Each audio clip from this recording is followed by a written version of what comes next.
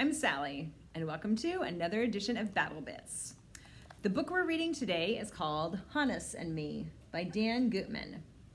And this book has a short introduction and a short first paragraph or first chapter, so we'll read both the introduction and the chapter. So again, this is Honus and Me.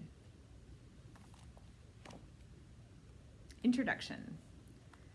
The first time I touched a baseball card, I felt a strange tingling sensation all over my body. It was sort of like the feeling you get when you touch your fingers lightly against a television screen when the set is on. Static electricity jumps off the glass and onto your skin, or something like that. I'll never forget it. I must have been 4 or 5 the first time this happened, but ever since then, I've felt that feeling whenever I've touched certain baseball cards. It's kind of creepy. I never got the tingling sensation from football cards or basketball cards. A plain old piece of cardboard wouldn't do it. Believe me, I've tried. Only baseball cards, and only certain baseball cards. Old cards worked best. I never knew what was going on with these baseball cards, but I always thought there was something, magical about them. Then something happened to me that made it all clear, and that's what this story is all about. Joe Stoshak. Chapter 1, Playing Hardball. Hey, Elevaneers! When you walk down the street, Stoshak, you look like a taxi cab with both doors open. The words burned in my ears, which do stick out a little from my head, I must admit. I was at the plate. It was 2 outs in the 6th inning, and I was the last hope for the Yellow Jackets. We were down by a run, and the bases were empty. Their pitcher was only 11, but he'd already whiffed me twice.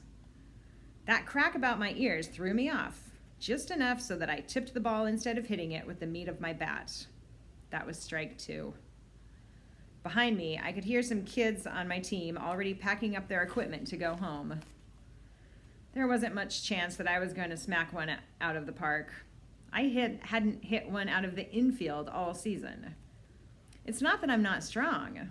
My arms are really big, and people tell me my chest is broader than any other 7th grader they've seen. I'm short for a 12-year-old and a little stocky. I'm actually a pretty good ball player. But those insults really get to me. The last time up, I struck out when they said my legs looked like a pair of parentheses.